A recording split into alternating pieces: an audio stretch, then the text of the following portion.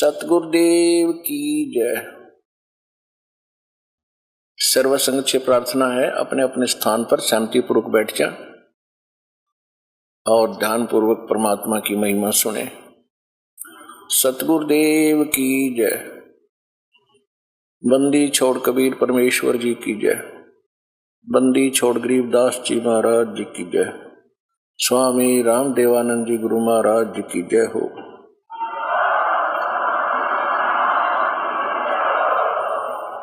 गरीब नमो नमो सतपुरुष को नमस्कार, गुरु की नहीं। सुर नर मुनि जन साधुआ संतों सर्वस दी नहीं। सतगुरु साहेब संत सब डंडो तुम प्रणाम। आगे पीछे मज हुए तिनको जा कुर्बान। नराकार निर्विषम काल जाल भय भंजनम। निर्लेपम निज निर्गुणम अकल अनुबेशुंडनम। सोहम सुरति समाप्तम सकल समाना निर्तलय। उज्ज्वल हिरंबर हरदमम बेपरवा अथाह वार पार निमज्जतम।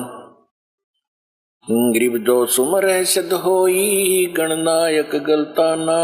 करो अनुग्रह सोई पारस पद परवाना। आदि गणेश मनाऊं गणनायक देवन देवा। चरण कमल लो लाऊं आदंत करूं सेवा। परम शक्ति संगीतम रिद्धि सिद्धि दाता सोई। अविगत गुण अतीतम सत्य पुरुष निर्मोही। जगदम्बा जगदीशम मंगल रूप मुरारी। तन मन अर्पों शेषम भक्ति मुक्ति भंडारी। सुर नर मुनि जन ध्यावे ब्रह्मा विष्णु महेशा। शेष शेष मुख गावे पूज्य आदि गणेशा। इंद्र कुबेर सरीखा वरुण धर्म राय ध्यावे। समर्थ जीवन जी का मन इच्छा फल पावे। 33 कोटि अधारा ध्यावे शेष 88। उतरे बहुजल पारा कट है यम की फांसी। 33 कोटि अधारा ध्यावे शेष 88। उतरे बहुजल पारा कट है यम की फांसी। कर जोरूं विनती करूं धरूं चरण पर शीस। गुरु जी राम देवानंद जी महाराज ने दिया नाम बख्शीश। कोटि कोटि सजदा करूं कोटि कोटि प्रणाम। चरण कमल में राखियो मैं बांधी जान गुलाम।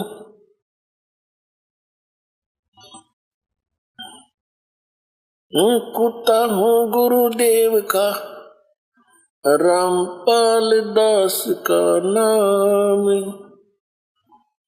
गले प्रेम की जेवड़ी जाखे चो जाऊं। तो करो तो हो बावड़ू। दूर दूर करो तो जनाऊं। जो राखो तो ही रहूं। जो देवो सो खाऊं। परम पिता परमात्मा पूर्ण ब्रह्म सारी सृष्टि के रचने वाले कबीर परमेश्वर जी की असीम रजा से आप सभी पुण्यात्माएं सत्संग सुनने के लिए उपस्थित हुए। सौभाग्य आपका कि कुछ समय परमात्मा की महिमा सुनने का अवसर आपको प्राप्त हुआ। बहुत ही अच्छी किस्मत पाई है आप जी ने, और आपको वो सत्संग मिल रहा है जो इस विश्व में सबसे दुर्लभ वस्तु है। श्रीमद् वैसे सभी संतों ने बताया है कि मनुष्य जीवन बहुत ही दुर्लभ है, यानी बड़ी मुश्किल से प्राप्त होता है। मनुष्य जीवन प्राप्त करके सबसे दुर्लभ जो वस्तु है वो सतगुरु है। सतगुरु के विषय में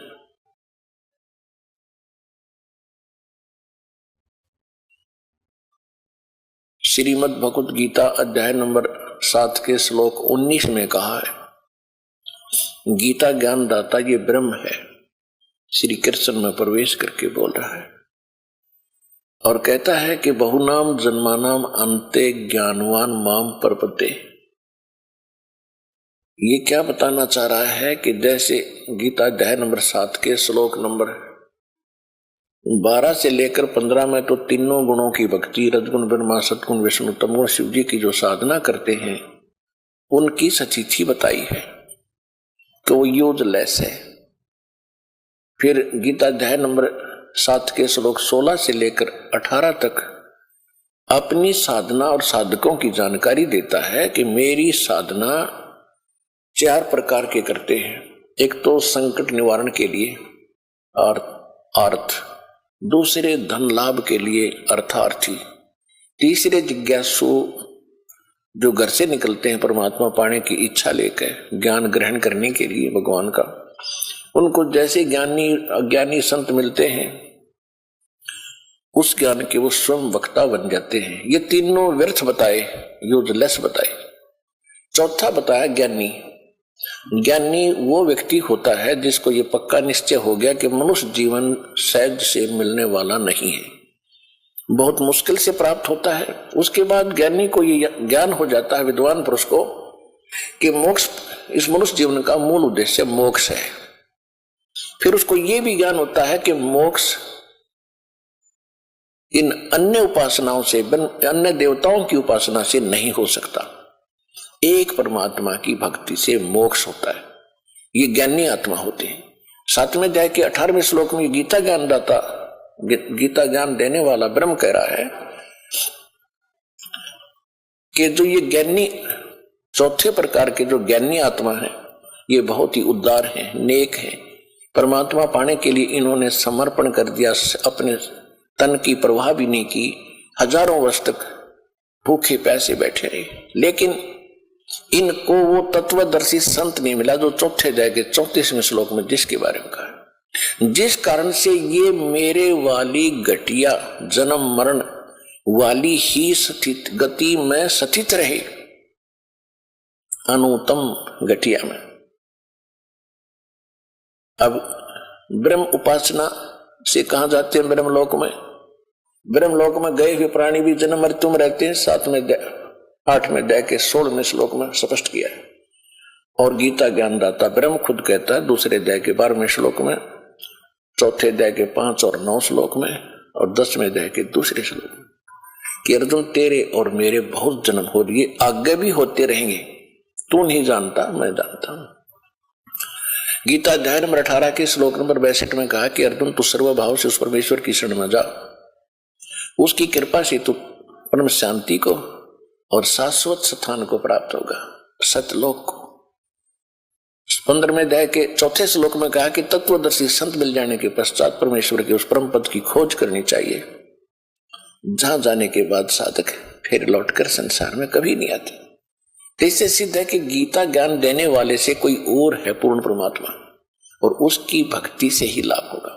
और उसकी साधना तत्वदर्शी संत बताते हैं, वो सतगुरु होते हैं वास्तव में। तो कहने का भाव यह है कि अब हम आते हैं 7वें अध्याय के 19वें श्लोक में। ये क्या कहता है कि बहुनाम जन्मानाम अंते ज्ञानवान माम प्रपद्यते,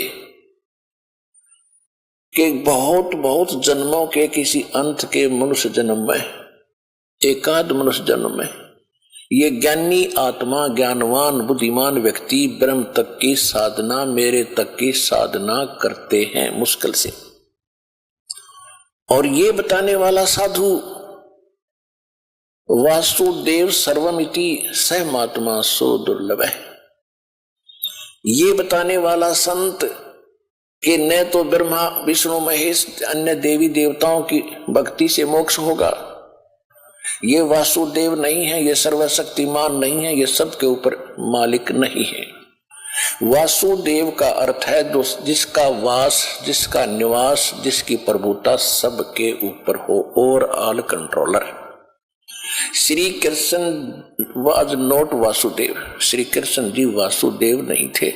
ये तो वासुदेव इसके पिता का नाम था। वेदों में परमात्मा की उपमा लिखी है, उसमें वासुदेव लिखा है।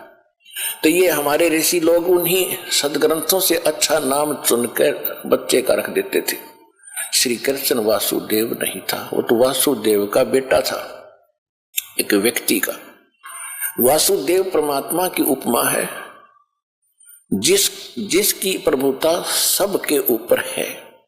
ब्रह्मा विष्णु महेश एक एक विभाग के एक ब्रह्मांड में 3 लोकों पर मालिक हैं। ये कुल के मालिक वासुदेव नहीं है।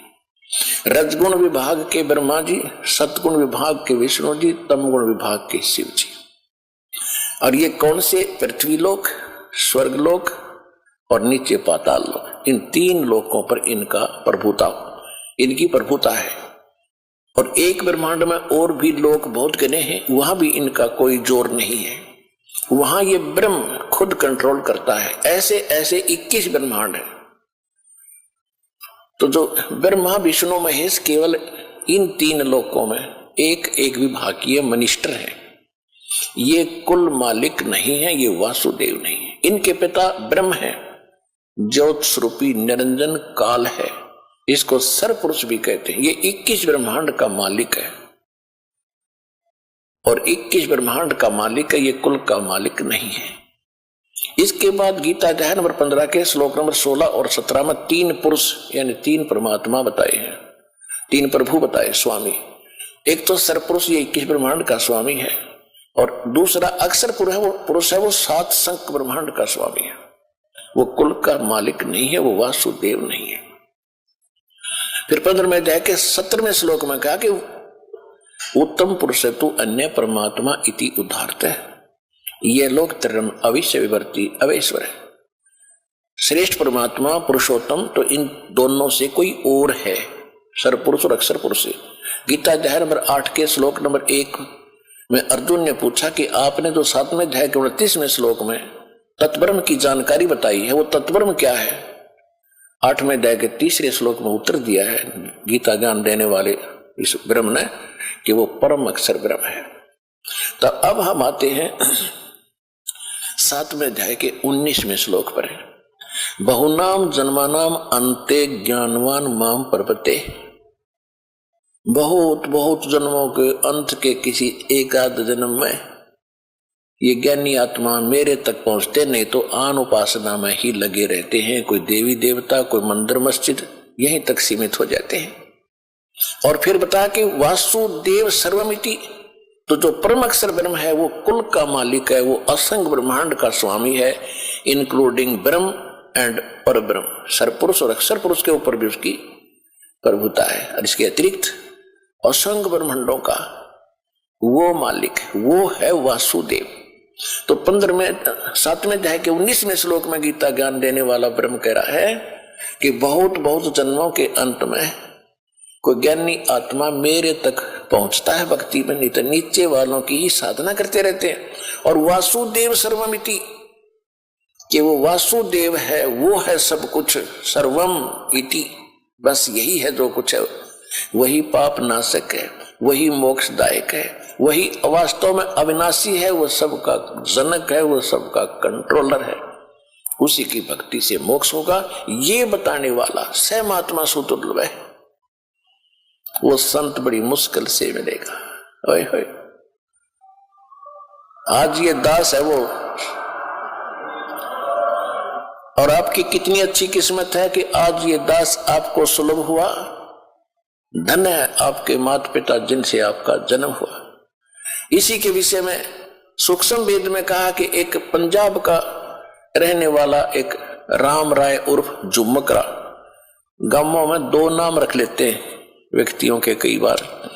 उसका विशेष नाम था राम राय, ये सिंह तो बाद में रखने लगे नाम, पहले ऐसे ही नाम थे अपने हिंदुओं जैसे। इनके नाम तो अब भी हिंदुओं जैसे ही हैं, लेकिन आगे सिंह लगाने लगे। तो कहने का भाव है कि रामराय नाम का एक बहुत बड़ा किसान था, 900 बीघे का। उस समय का बीघा बहुत बड़ा होता था। वर्तमान का 5 बीघे का 1 एकड़ बनता है, तो वो 4.25 बीघे का अकेला एकड़ अकेला होता था। इस 5 पौने 4 का। तो कहने का भाव ये है कि वो भगवान के चाहने वाला था। गरीबदास जी का कोई शिष्य, जब गरीबदास जी छुड़ानी विद्यमान थे, गरीबदास साहिब जी को, आदरणीय गरीबदास साहिब जी को परमात्मा मिल चुके थे, उनसे ज्ञान प्राप्त, ऊपर सतलोक सचखंड सब देख कर वापिस आ चुके थे।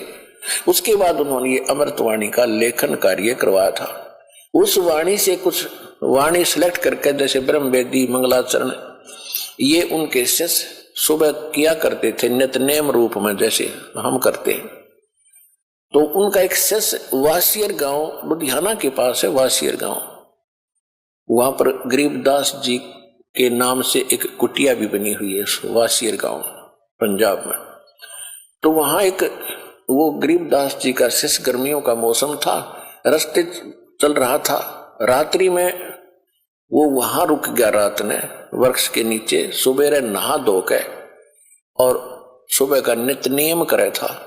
उधर से ये रामराय अर्थात झुमकरा, वो सरदार जी स्नान करने, अब सुबह फ्रेश होने के लिए घूमने के लिए निकला था ब्रह्म मुहूर्त में। जब वो फ्रेश पुरुष होकर आया, उसने देखा कि कितनी अच्छी वाणी जो आत्मा को खींच रही है, ये कौन बोल रहा है। क्योंकि ये लोग, सरदार लोग जो शिक्षक हैं, वाणी के बड़े ज्यादा कायल हैं, बहुत अच्छी तरह सुनते हैं, जल्दी इनको प्रभावित होते हैं इससे। तो उन्होंने देखा कि ये वाणी तो एक विशेष है जो खींच रही है आत्मा को। उसके पास जाकर बैठ गया। जब उस भगत ने अपने सारा नित्यनेम कर लिया, तब उसने पूछा झुमकरा जी ने कि हे भक्त, ये वाणी किसकी है। उन्होंने बताया कि हमारे पूज्य गुरुदेव जी की वाणी है। ये संत विद्यमान है वर्तमान में। अखा जी, ये आज मैं अपने शरीर के अंदर है। और छुड़ानी गांव, पूरा एड्रेस बता दिया, उन्होंने लिख लिया। 1-2 दिन के अंदर वो छुड़ानी पहुंच गया।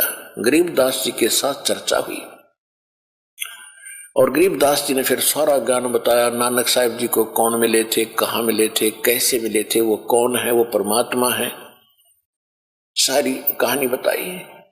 हम सुल्तानी नानक तारे दादू को उपदेश दिया, जात दुलाहा भेद न पाया, वो काशी माहे कबीर हुआ। अनंत कोट ब्रह्मंड का एक रति नहीं भारे, सतगुरु पुरुष कबीर हैं ये कुल के सिरजनहार। जब खूब ज्ञान सुन लिया, सृष्टि रचना सुनाई, तब उस झुमकरा ने कहा था कि हे मालिक, हे भगवान, हे महात्मा जी, ऐसा ज्ञान तो आज तक कोई सुनाने वाला नहीं मिला। तब गरीबदास जी ने कहा था कि गुरु बिन काहू न पाया ज्ञाना, जो थो था बुछड़े मूड किसाना। गुरु बिन वेद पढ़े जो प्राणी, समझे न सारे रहे अज्ञानी। तत्व भेद कोई ना कहे रे झूमकरा, यो पैसे ऊपर नाच सुनो राई झूमकरा। कोटों मध्य कोई नहीं रे झूमकरा, अरबों में कोई गर्क सुनो राई झूमकरा। कि इस ज्ञान के जानने वाला जो मैं तुझे सुना रहा हूं, करोड़ संतों में नहीं मिलेगा, अरबों में मिलेगा तुझे, अरबों में। उसमें गरीबदास जी अरबों में ही थे, अकेले ही संत थे, लेकिन उस समय उनको ये सारे नाम देने का आदेश नहीं था।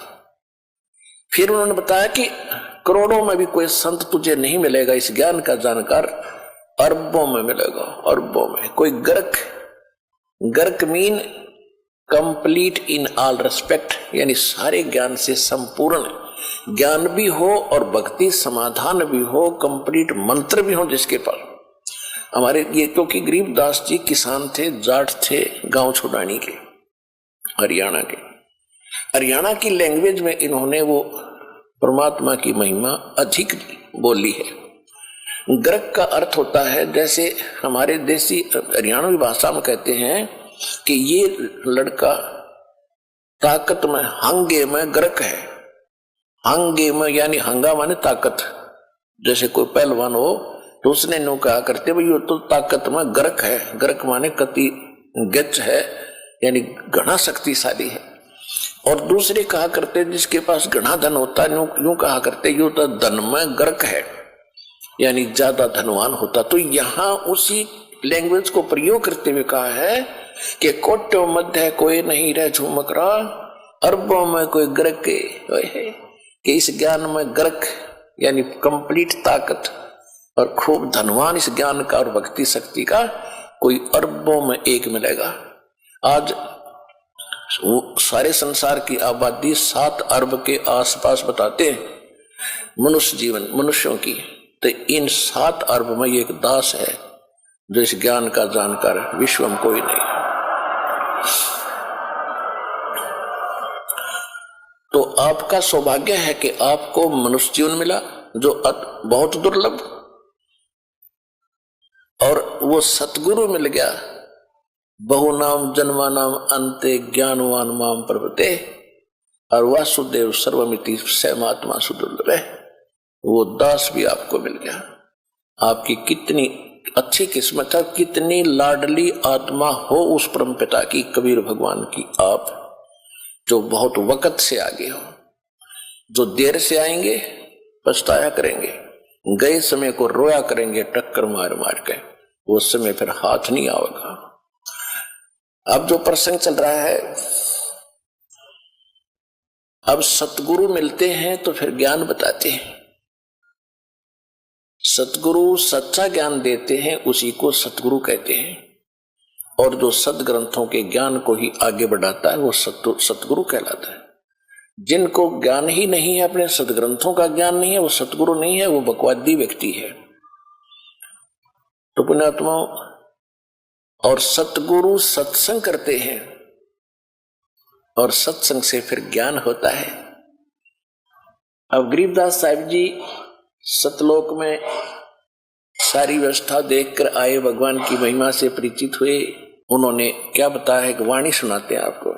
न्योली न्योल नाद सुभान गति, ये लड़े भुवंग हमेशे, जड़ी जान जगदीश है व्यसना व्यापै शेष। पुण्यात्माओं, ये सूक्ष्म वेद है। आपको तो 4 वेद ही ऐसी समस्या पैदा हो रही थी, ये 4 वेद ही नहीं समझ में आए थे, वो संस्कृत में थे। और ये सूक्ष्म वेद जो भगवान का दिया हुआ ज्ञान है, परमात्मा ने जो बोला है वही गरीबदास जी ने यहां लिखा है। ये भी एक सूक्ष्म वेद है, इसके अंदर कंप्लीट ज्ञान है। जैसे गीता अध्याय नंबर 4 के श्लोक 32 में कहा है कि परमात्मा स्वयं परम अक्षर ब्रह्म आकर अपने मुख कमल से जो ज्ञान देता है, उस ज्ञान के अंदर यज्ञों की यानी धार्मिक अनुष्ठानों की जानकारी विस्तार से कही गई है। और उसको जानने के बाद फिर सब पापों से जीव मुक्त हो जाता, वो सूक्ष्म वेद है। चौथे अध्याय के 34वें श्लोक में कहा कि उस तत्व ज्ञान को जो भगवान खुद बताता है, तत्वदर्शी संत जानते हैं, उनसे दंडवत प्रणाम करके कपट छोड़कर प्रश्न करने से वो तत्वदर्शी संत तुझे तत्व ज्ञान का उपदेश करेंगे।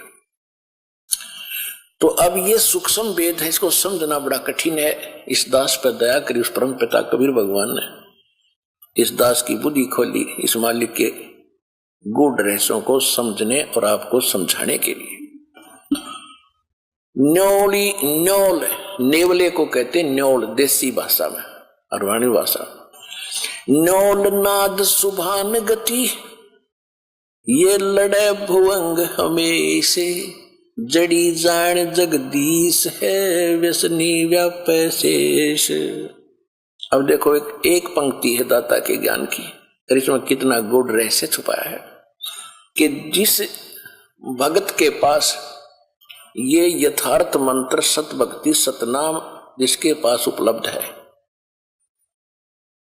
वो एक ऐसा सुरक्षित हो गया जैसे एक नेवला होता है, नेवला आपने समझते हो नेवला। उस नेवले की कितनी लंबाई होती है? ज्यादा से ज्यादा वो 8-9 इंच लंबा होता, समेत पूछड़ के, दूम समेत, और चूहे से थोड़ा सा बड़ा होता है। और वो सर्प के साथ लड़ता है। सर्प लगभग 10-10 फुट 12-12 फुट लंबा हो जाता है और उससे कई गुना ताकतवर होता है। अब वो उससे कैसे लड़ता है? वो ऐसे स्थान पर उस सर्प को छेड़ता है जहां पर किसी झाड़ी में, बोझड़े में एक जड़ी होती है, नागदमन जड़ी नाम है उसका, नागदमन, और उसमें से महक निकलती है। वो नेवला क्या करता है, वहां उस जड़ी को सूंघ कर आता है, श्वास रोक लेता है और उधर से सर्प को छेड़ जाता है। सर्प उसके लिए ऐसे तैयार होता है, डंक फन उठा करके। अब नेवला उसके निकट आकर के वो जड़ी जो सूंघ करा था वो श्वास छोड़ देता है। उस जड़ी के सामने सर्प को चक्कर आने शुरू हो जाते हैं उसकी नाकों में जाते ही, और वो अपनी जान बचा के भागने की सोचता है। फिर नेवला उसकी मुंडी पर बैठ जाता फन के ऊपर, और साथ में वो श्वास भी छोड़ता रहता है, और फिर उसको पकड़ के मार देता है। अब नेवले के पास वो जड़ी है तो वो उसको काबू कर पाया, इतने लंबे अजगर को। इसी प्रकार ये काल जो है एक सर्प है और जीव एक नेवले जैसा वो छोटा प्राणी है। इसकी ताकत के सामने जिसके पास ये सतनाम रूपी जड़ी है, नागदमन, वो फिर इस काल पर विजय पालेगा। क्या बताया है? न्योल नाद सुबान गति वो लड़े भुवंग हमेशे, जड़ी जान जगदीश है व्यसना व्यापै से। कि सतनाम जो नाद है, सतनाम का जो मंत्र है, ये भगवान की शक्ति, जगदीश की शक्ति है। इसकी जिसके पास इसका ये जड़ी है उसके ऊपर काल रूपी अजगर का कोई प्रभाव नहीं पड़ेगा। किस पे? हंस गवन करते नहीं मान सरोवर छाड़े, और कौवे उड़ उड़ जाते हैं ये खाते मांसाहारे। हंस दशा तो साधु है ये सरोवर है सत्संग, मुक्ता हलबाणी चुगे फिर चढ़त नवेला रंग। दरस परस नहीं अंतरा रोमी वस्त्र बीचे, पारस लोहा एक डिग वही पलटे नहीं अभीचे। अब क्या बताते हैं कि हंस गमन करते नहीं मान सरोवर छाड़, और कौवे उड़ उड़ जाते हैं वो खाते मांसाहार। हंस किसे कहते हैं? हंस एक पक्षी है जो बुगले जैसा होता है। बुगले में और हंस में डिफरेंस देखने के लिए ये बताया जाता है कि हंस एक ही सरोवर में हंस भी होते हैं, बुगले भी होते हैं। बुगले खाते हैं मछलियां या कीड़े मकोड़े, हंस नहीं खाएगा, हंस केवल मोती खाता है। दूसरे हंस में एक और गुण दिया है परमात्मा ने कि एक गिलास दूध में एक गिलास पानी डाल दीजिए और हंस के सामने रख दो। हंस में ऐसी ताकत शक्ति दी है कि वो दूध को पी लेगा, एक गिलास पानी उससे छोड़ देगा। वैसे दूध से पानी अलग होना बड़ा असंभव है और उसमें वो ताकत है। तो इसी प्रकार जो भक्त हैं जिन्होंने दूध और पानी छान लिया, जिन्होंने कीड़े मकोड़े खाने छोड़ दिए, यानी बीड़ी शराब मांस तमाकू ये बकवाद थी ये त्याग दी, वो हंस जैसी वृत्ति के सूचे भगत बन गए। अब कहते हैं कि हंस गवन करते नहीं मान सरोवर छाड़, और कौवे उड़ उड़ जाते हैं जो खाते मांसाहार। यानी जो हंस है वो सत्संग को नहीं छोड़ सकते, जो कव्य जैसी व्यक्ति के व्यक्ति हैं जिन्होंने बकवाद छूटती नहीं, वो सत्संग छोड़कर बकवादें करते रहते हैं। हंस दशा तो साधु है, हंस दशा तो साध है, और सरोवर है सत्संगे। मुक्ता हलवाणी चुग ये चढ़त नवेला रंगे। अब उन हंसों के लिए ये सत्संग रूपी सरोवर है, और ये साधु आत्मा ये है हंस। हंस दशा तो साध है और सरोवर है सत्संग, और यहाँ ये परमात्मा की अमृतवाणी रूपी मोती खा रहे हैं, और फिर चढ़े नवेला रंग, दूना अच्छा भाव बनता चला जाएगा। जो सत्संग में आए जाएंगे डटे रहेंगे। और हंस गवन करते नहीं, हंस गवन हंस नहीं जाते मान सरोवर छाड़े। ये कौवे उड़ उड़ जाते हैं, वो खाते मांसाहार। तो जो पुण्यात्मा परमात्मा के चरणों में आगे ज्ञान समझ लिया, फिर संसारिक कार्यों में उनकी रुचि नहीं रहेगी। कौन से कार्य? जो कुरीतियां हैं, विवाह शादी में बकवाद नाचना गाना, दहेज देकर अपनी फोकट में बनाना, फिर कर्जे में दबा रहना, ये इस तरह की बकवादें, शराब मांस तमाकू और इन राजनीति में धक्के खाना, ये हंस नहीं करेंगे, भक्त नहीं कर सकता। वो तो कव्य जैसे लोग हैं जिनको वृत्ति ही गलत है, वो ही सत्संग छोड़कर इन बकवादों में जाते हैं। अब फिर क्या बताते हैं? द्वार धनी के पड़ा रहे और धक्के धनी के खावे। 100 काल झकझोल ही पर द्वार छोड़ ना जावे। इस मार्ग में सफल होने का एक फार्मूला बताया है कि जब ज्ञान हो जाता है, परम संत की पहचान हो जाती है, कहते हैं द्वार धनी के पड़ा रहे और धक्के धनी के खावे। आवे और जावे भगवान के चरणों में, और चाहे कितने ही आपत्ति आप पर काल देवे, जैसे संसारिक, क्योंकि आपने नाम ले लिया, अब धीरे धीरे आपका सब संकट दूर होने लगेंगे। तो आप ऐसा महसूस करोगे कि जैसे कोई आपत्ति आ गई नाम लेने से। नहीं, आपत्ति तक टल रही है आपकी। अगर नाम ना ले रखा होता तो जान जानी थी। आपको कई भक्त मिलते हैं, कहते हैं जी नाम लेने के बाद मैं वहां से छोड़ कर आया हूं, मेरे ऐसी कुछ तकलीफ होगी। भले आदमी, वहां से तो नरक था, सीधा काल था, वो तेरी जान जानी थी। यहाँ आने के बाद तो तेरी जान बच गई छोटे मोटे इस दुख थे। तो क्या कहते हैं कि द्वार धनी के पड़ा रहे और धक्के धनी के खावे, और 100 काल झकझोल ही, काल बीच में बेशक झटके दे पर द्वार छोड़ नहीं जावे। अब जैसे आप यहाँ आते हो, सतगुरु क्या होते हैं? एक सतगुरु की उपमा ये भी है कि सतगुरु एक धोबी है और जीव है एक कपड़ा, जो संसार के कर्मों में घना मैला हो गया।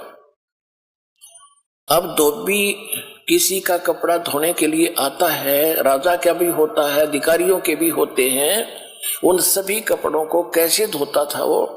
पहले तो उनको जल में भिगोता था और फिर उन्हें पकड़ कर पत्थर पर पट्टाए मट मारा करता, गद्दाए गद, जब तक मैल ना छूट ले। इतने मुक्कियां गिल्ला लातों के साथ, और फिर पत्थर पर पटक पटक मारे। तो उस कपड़े का दुश्मन नहीं है, और वो कपड़ा न्यू क्या बता, मैं तो गढ़ दिया इसने, यू क्या करे। तो वो मैल निकाल रहा है आपके अंदर से, दोष निकाल रहे परमात्मा। परमात्मा की शरण में आने के बाद छोटी मोटी कोई हरकत होती है तो गॉड गिवन समझना कि आपको पटका जा रहा है उस धोबी के गांठ की तरह।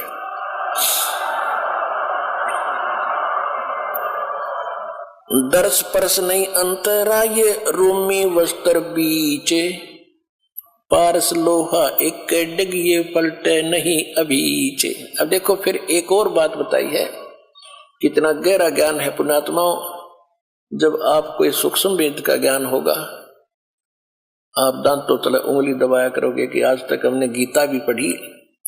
गीता हम इसलिए पढ़ाते हैं कि आप ये समझ सके कि जो ज्ञान पवित्र गीता जी देते हैं, जो पवित्र वेद बताते हैं, पवित्र पुराण बताते हैं, पवित्र ग्रंथ बताते हैं, वही ज्ञान परमात्मा ने 600 वर्ष पहले लिखवा रखा था। और उनको अशिक्षित कहते थे, वो तो वेद शास्त्र जानते भी नहीं थे। तो इससे सिद्ध होगा कि वो परमात्मा थे जो सब सदग्रंथों के परिचित भी थे, और उनसे भी हटकर जो उनमें ज्ञान नहीं वो भी बता दिया। तो भगवान बिना ये ज्ञान बताया नहीं जा सकता।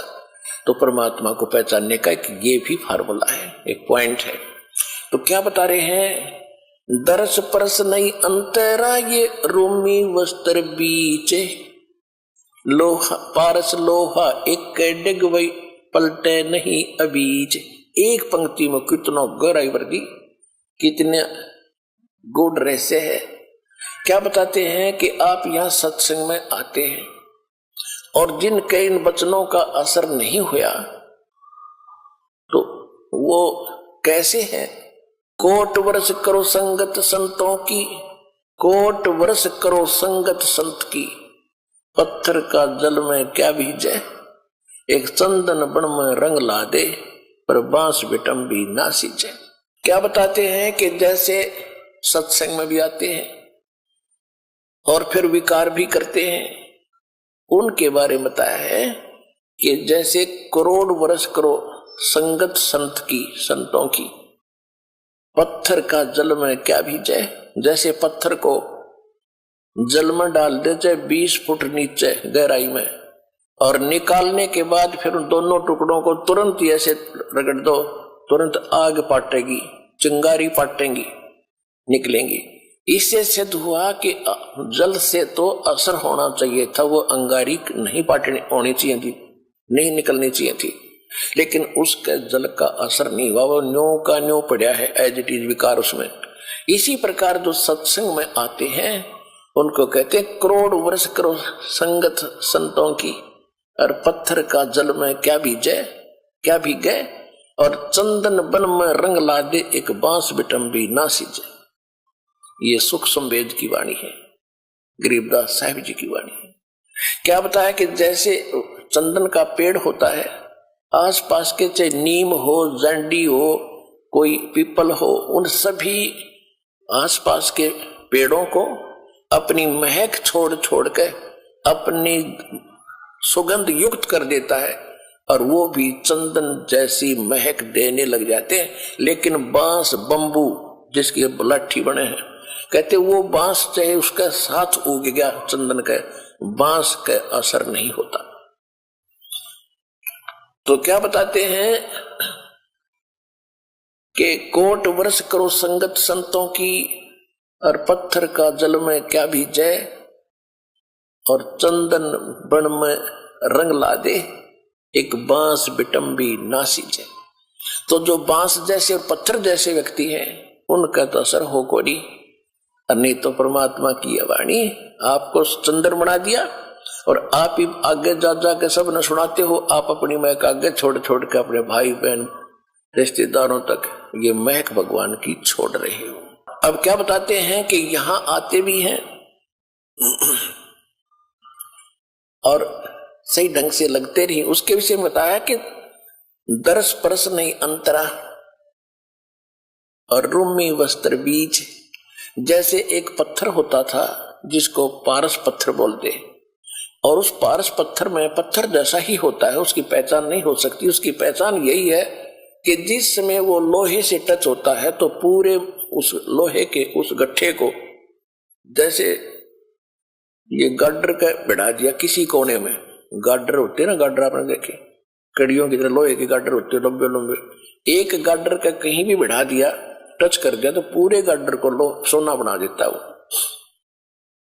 अब क्या कहते हैं कि उस पारस पत्थर और लोहे के बीच में कतीनों साथ साथ रखे हो, और उनके बीच में इतना अंतर हो जैसे पहले एक रोम से बनकर कपड़ा आता था, बहुत पतला।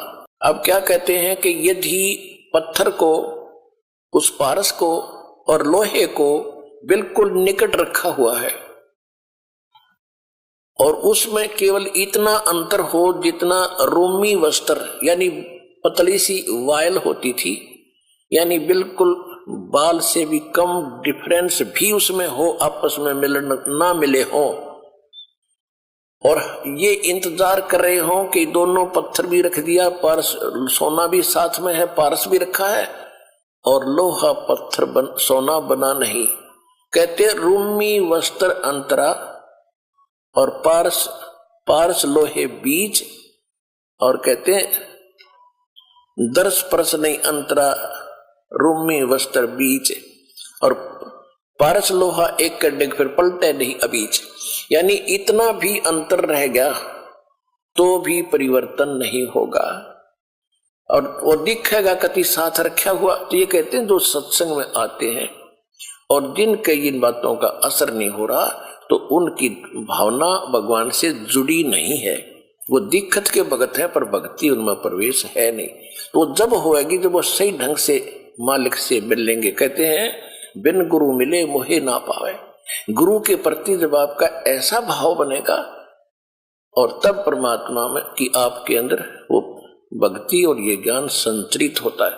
तो यहाँ बताते हैं कि यहाँ जैसे सत्संग में भी आते हैं और विकार नहीं छोड़ रहे हैं, उनके विषय में कहा है कि कोट वर्ष कर संगत संतों की, पत्थर का जल में के बीच एक चंदन बन में रंग ला दे पर बांस बिटम्बी ना सींचे। तो आप चंदन हो, आप ये दास चंदन है, और आप परमात्मा के पेड़ हो, वो पौधे हो जिनका असर हो गया, और बांस रूपी जो व्यक्ति हैं उनका असर नहीं होता, वो तो काल के जाल में रहेंगे, मरण दे। अब क्या बताते हैं परमात्मा की शक्ति, बताते हैं कबीर परमात्मा की कि 9 लख नानक नाद में ये 10 लख को रख तीर, लाख दत्त संगी सदा वो चरणों चर्च कबीर। 9 लख नानक नाद में ये 10 लख गोरख पास, चेलों की गिनती अंत अनंत संत पद में मिले ये कोट तेरे रविदास। रामानंद से लक्ष गुरु ये तारे सिसके भावे, चेलों की गिनती नहीं जो पद में रहे समाये। अब क्या बताते हैं कि कबीर परमात्मा वो समर्थ परमात्मा है, परम अक्षर ब्रह्म है, और परम अक्षर ब्रह्म की जानकारी सतगुरु ही देते हैं।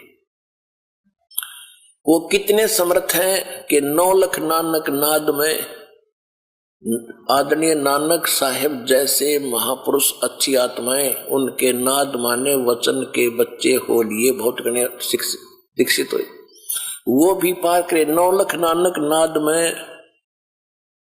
और 10 लख गोरख तीर, और लाख दत्त संगी सदा चरणों चर्च कबीर।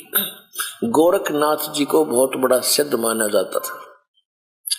गोरखनाथ जी को सिद्धों में सबसे ताकतवर सिद्धि वाला माना जाता रहा है। उन्होंने यहां तक चमत्कार कर दिए थे कि एक बार उनके बचंद्र नाम के गुरुजी काल प्रेरणा से एक सिंगल द्वीप के राजा की मृत्यु के उपरांत उस राजा के शरीर में प्रवेश करके वहां उसकी रानी को भोगने लगा। उससे 2 पुत्र हो गए। उसके बाद किसी ने गोरखनाथ को व्यंग कर दिया, किसी दूसरे नाथ ने, कि यदि तू ताकतवर है, इसी सिद्धि वाला है, तो अपने गुरु ने बचा ले।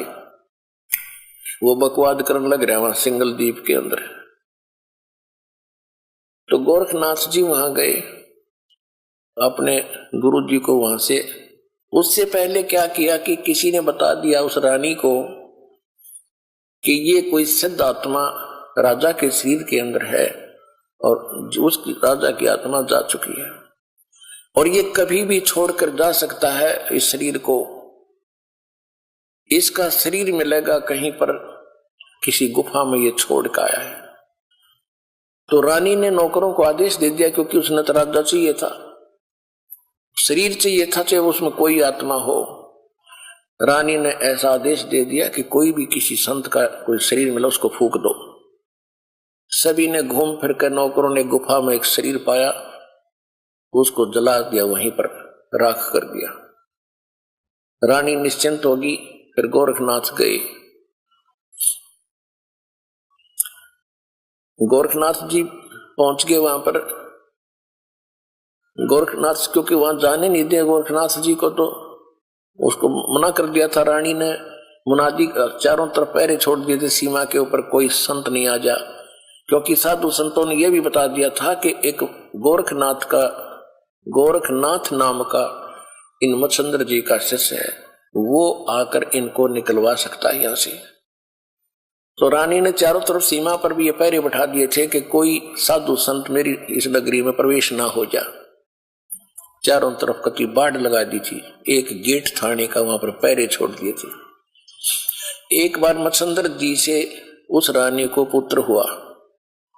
फिर पुत्र का जन्मदिन हुआ किसी दिन, उसमें गाने बजाने के लिए बाहर से मंडली जानी थी और गोरखनाथ ने पहुंचना था। गोरखनाथ को जाने नहीं दे रहे थे। गोरखनाथ जी ने एक ढोलकी बजाने वाले का दस्त लगा दिया सिद्धि थे। वो बाहर से जो मंडली आई थी बाजे बूजे बजाने वाली, और इतने दस्त लगा दिए कि वो चल नहीं सके। तो वो चिंतित हुई मंडली के राजा के यहाँ जाना था, हमारी तो सजा भी होगी, पैसे भी। इनका भी क्या बात है, क्यों चिंतित हो कि ऐसे ऐसे हमारे एक साथी के दस्त लगे, राजा के यहाँ जाना है। और एक ढोलकिया बिना बात बने नहीं ना। गोरखनाथ बोले मैं बजा दूंगा तो ढोलकी तुम्हारी। बोला ठीक है। तूने बजवा के देखी, सुर में सुर मिला दिया, अगर बढ़िया काम चल गया। अब वहां आगे गोरखनाथ बैठे, मच्छंद्रनाथ बैठा राजा के शरीर में, अफलातून पाक्या सिंहासन पर, रानी बैठी बराबर में, दोनों दो बच्चे हो गए थे, दोनों बच्चे गोदी में। अब वहां वो गा बजा रहे थे तो गोरखनाथ कह रहा था डुम डुम डुम, जाग मच्छंद्र जाग, तेरे फूट गए भाग, तो यहां से निकल, जाग मच्छंद्र जाग, तेरे फूट गए भाग। अब वो मच्छंद्र राजा के शरीर में बैठा, फटफड़ी ली, तब रानी से कहा कि इस ढोलकी वाले को रख ले या नौकर। ढोलकी वाला नौकर रख लिया। फिर उसको समझाया कि आप क्या उद्देश्य लेकर तो शिक्षा दिया करते थे, कहां फंस गए बीमारी में, चलो। तो कहने लगा मैं चलूं तो मेरा तो शरीर फूक दिया, अब जाऊं कैसे, कि तो आप निकलो यहां से। वो शरीर छोड़कर निकल गए। वहां पर राख थी, उस राख के अंदर ये अस्थि बची हुई थी, अस्थि जिनको ये मरने के उपरांत किधर डाल का गंगा वंगा में छोटी मोटी बच रही थी, उनको इकट्ठी करके अपनी शक्ति से गोरखनाथ ने मच्छंद्र जी का शरीर बना दिया पूरा उसी एज का, और उसको प्रवेश कर दिया। अब फिर क्या था, अब देखो पुण्यात्माओं, ये है खेल। हम यहां फंसे रहे, हम यहां अड़गी बुद्धि कि इतना महापुरुष, और देखो मुर्दे को भी जीवित कर दिया, शरीर भी नहीं था फिर भी शरीर बना दिया। ये जन्म जैसे अब ये चल रहा है ना, आपका प्राइम टाइम है ये, इसमें जो भक्ति करके पार ना हो ना, इनमें इतनी गजब की भक्ति संचित हो जाएगी, और इन्हीं से सिद्धियां आती हैं। इसी भक्ति को अगर आप खराब करने लग जाओगे ना कुछ दिनों में, बिना ज्ञान के, किसी का झाड़ा लान लग गया ठीक हो जाएगा, और कोई किसी को आशीर्वाद दोगे वो फल लग जाएगा, आपका पंचर हो जाएगा। तो ये इतनी भक्ति इकट्ठी कर लेते हैं ये साधु संत इस समय में, अब जो चल रहा है, और ये पार हो नहीं पाते, ये फिर काल के फंस जाते, और यही फिर आगे प्रसिद्ध होते रहते। फिर क्या होता है कि गोरखनाथ पिछले जन्म से सिद्धि युक्त था ऐसे। अब हम ये सोचते हैं भाई ऐसा महापुरुष हो तेरे की, ये तो भगवान ने है, इस ताकतवर और कौन होगा। अब उधर से जब मच्छंद्र वो चला था, क्या नाम है, राजा निकल के वहां से, तो राजा ने क्या किया, एक थैले में सोने का असरफी डाल ली गणिए, आगे काम होंगे अपने भंडारा में। अब जब वो मच्छंद्र का शरीर बना दिया, राजा का शरीर वहां छोड़ दिया, फिर वो झोला ठा के चला मच्छंद्र, क्योंकि आत्मा तो वही थी जो सारी क्रिया कर, और उस थैले में के थी वो लोहे की, वो सोने की असरफी। तो आगे कुएं पर पानी पीने लगे तो मत्स्येंद्र ने कहा कि ले गोरख संभाल कर रखिए इसको, इसमें बड़ी कीमती वस्तु है और सोने की असरपी है, 1 किलो पक्का ले रहा, 2 किलो पक्का, और संभाल कर। जब पानी पीने लगे गोरखनाथ ने वो थैला कुएं में उलट दिया, वो सारी असरफी सोने की कुएं में डाल दी और मत्स्येंद्र उस पर लाल हो रहा, निकम्मे तने क्या कर दिया, मूर्ख कहीं का, तेने अकल नहीं है। गोरखनाथ बोले गुरुदेव आप तक कति राज ऋषि बन गए, ब्रह्म ऋषि नहीं रहे। वहीं पर एक पहाड़ी थी छोटी सी, अपने मंत्र से उस पहाड़ी को सोना बना दिया गोरखनाथ ने। अब मत्स्येंद्र को कहा कि ले गुरुदेव इन ठाले जितने डले चाहिए तेरे को। अपने आत्मा दास आपको कहां लाना चाहता है। यहां एक पंक्ति है कि 9 लख नानक नाद में और 10 लख गोरख तीरे, लाख दत्त संगी सदा वो चरणों चर्च कबीरे। कि हमारे कबीर साहब कितने शक्तिशाली हैं, उनमें कितनी ताकत है। ये गोरख जैसे तो उनके चरणों में पड़े रहते हैं, पास सिंह भी नहीं उनके। जिसकी शरण में आप हो दास वहां लाना चाहता है। अब क्या होता है, ऐसा सिद्ध पुरुष और जिसने ऐसी करामात कर दी, लेकिन वो पिछले जन्म जन्म के पुण्य संग्रहित थे इस समय के। आपको बहुत बार सुना है गरीबदास जी की वाणी में है कि शब्द महल में सिद्ध 24 हंस बिछोड़े विश्व बीसा। हमारे इस मंत्रों में यहाँ की तो अष्ट सिद्धि प्रसिद्ध है।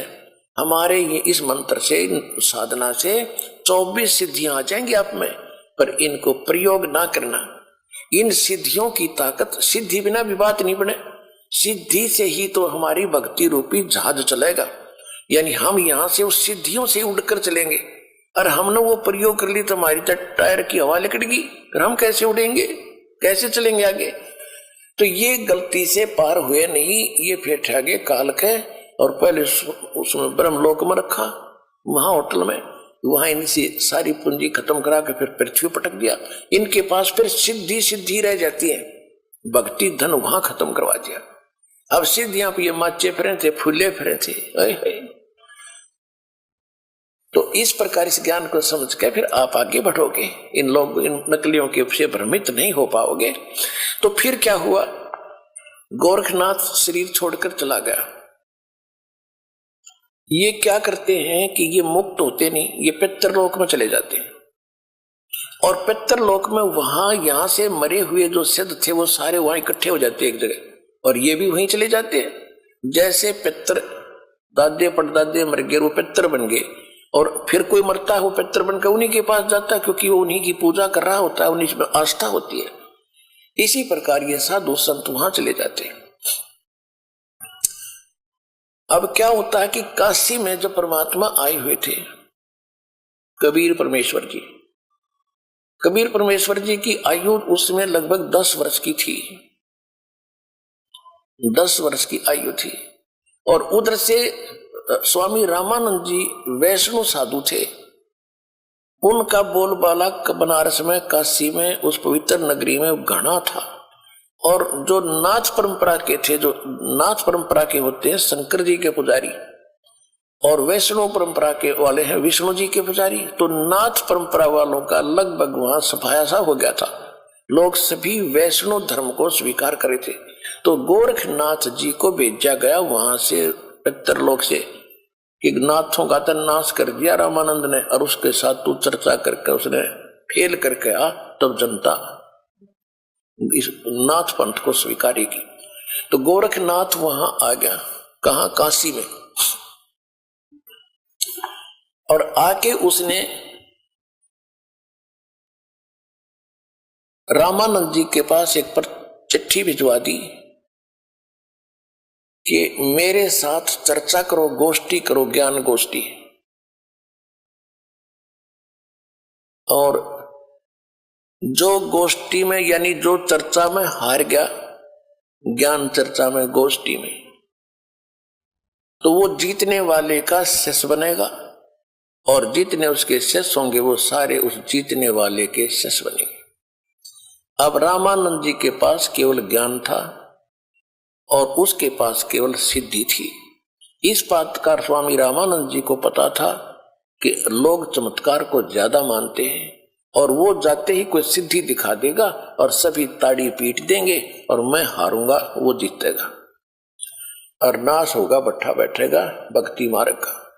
बहुत चिंतित था और परमेश्वर कबीर साहब जी ने उनको हालांकि सब कुछ दिखा भी दिया था और वो कबीर साहब उनके शिष्य भी हो चुके थे। वैसे लोग दिखावा शिष्य थे, लेकिन वास्तव में वो तो एक परंपरा निभाने के लिए शिष्य बने थे भगवान और रामानंद जी को गुरु मानते थे। तो रामानंद जी से परमात्मा ने पूछा, कबीर जी ने, कि हे गुरुदेव, आज कैसे टेंशन ले रहे हो आप कुछ चेहरा उतरा हुआ लगता है, क्या समस्या आ गई, अपनी कोई संगत में दिक्कत आ गई है, क्या बात है? अब रामानंद जी ने बताया कि गोरखनाथ एक सिद्ध पुरुष आया है। उन्हें गोरखनाथ का नहीं पता था कि गोरखनाथ है, वो तो परमात्मा ने बताया कि तो गोरखनाथ है। मालिक ने पहचाना उसको कि एक नाथ आया है और सिद्धि में बड़ा पहुंचा हुआ बताते हैं और ऐसे ऐसे शर्त रखी है और वो सिद्धि दिखा देगा, लोग ताड़ी पीट देंगे, मैं हारूंगा, वो जीतेगा, वैष्णव पंथ का नाश होगा। अब कबीर साहब ने कहा, देखो गुरुदेव, वो भी संत हैं, आप भी संत, हम आपके साथ चलेंगे, कोई बात नहीं, हार जीत तो होती ही है, देखते हैं उनको क्या कुछ ज्ञान गोष्ठी होती है। रामानंद जी को भी बुद्धि बदली, परमात्मा ने हिम्मत दी, वो जान गए अगर जब कबीर साहब कह रहे हैं तो ये कोई बात नहीं, चिंता का विषय नहीं। कहने लगे ठीक है बच्चा, चलो। अब उस दिन अन्य जो शिष्य थे रामानंद जी के, उन्होंने अपना वैष्णव वाला वेशभूषा नहीं तैयार करी। वो क्या करते हैं, एक गले के अंदर एक तुलसी की एक मणिये की कंठी बोल रहे हैं, उसने एक कमन का होता, उसमें तुलसी का मोटा सा, उसको कहते हैं वैष्णव परंपरा से दीक्षित की पहचान होती है। और एक लंबा सा तिलक लगाते यहां से यहां तक, इस तरह एक फावड़ी लेते हैं हाथ में, एक ऐसे, यानी वो एक झोली लेते हैं, झोली, ये उनका एक वेशभूषा होती है। और तक किसी ने बनाई नहीं, हारा तक और ये हमने जबरदस्ती वहां बनाओगे फिर, इसलिए हम अपनी पहचान दिखाते को नहीं। उस दिन कबीर साहब सारा वो वैष्णव परंपरा वाले सारे श्रृंगार करके गए और गोरखनाथ जी को भिजवा दिया गया, ठीक है भाई, आपकी गोष्ठी का निमंत्रण हम स्वीकार करते हैं। उस स्थान पर पहुंच गए जहां वो स्थान निहित कर रखा था। रामानंद जी का आसन अलग लगा रखा था, गोरखनाथ जी का आसन अलग लगा रखा था। गोरखनाथ जी साथ में एक अपना त्रिशूल रखते थे, 10 फुट 8-9 फुट लंबा, और ऊपर 3 उसके ऐसे सिरे से होते थे, त्रिशूल ऐसा होता था, लोहे का डंडा सा होता था, और वो नीचे से भाला टाइप होता था, उसको जमीन में गाड़ के वहां रखा, खड़ा कर रखा था और स्वयं आसन पर अलग से बैठे थे। उधर से रामानंद जी का आसन ऊंचा था। कबीर साहब अपने गुरुदेव के चरणों में बैठ के नीचे, जैसे एक सुयोग्य शिष्य ने भूमिका करनी चाहिए, ऐसी कर रहे थे। अब गोरखनाथ जी ने कहा कि रामानंद अब मेरे साथ गोष्ठी करो। अब गोरखनाथ जी ने जब रामानंद जी से कहा कि मेरे साथ प्रश्न उत्तरी कीजिए, तब परमेश्वर कबीर जी खड़े हुए, वो बालक छोटे से, और कहा कि गोरखनाथ जी, मैं स्वामी रामानंद जी का शिष्य हूं और मेरे गुरुजी से चर्चा करने से पहले तुम मेरे से बात कर, मेरे से निमट। गुरुजी तक बहुत बड़ी बात होती है, मेरे से कर बात। तो गोरखनाथ जी, अब गोरखनाथ जी ने कहा कि तू कब से वैष्णव बन गया, कल का बालक है 5-10 वर्ष का बालक है तू और गोष्ठी करेगा गोरखनाथ के साथ। तो कब का, तेरी उम्र भी क्या है। अब थोड़ी सी वाणी सुनाते हैं आपको, फिर उसके बाद कथा सुनाएंगे।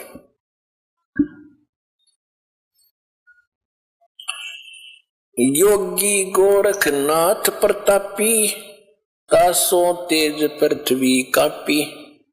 काशी नगर में सो पग पर ही, रामानंद से चर्चा करही। चर्चा में गोरख जय पावे, कंठी तोड़े तलक छुड़ावे। सत्य कबीर शिष्य जो भयहु, ये वृंतांत सो सुन लेहु। गोरखनाथ के डर के मारे, वैष्णो नहीं बेख संवारे। तब कबीर आज्ञा अनुसारा, वैष्णो सकल स्वरूप संवारा। अब गोरखनाथ जी के पास रामानंद को खबर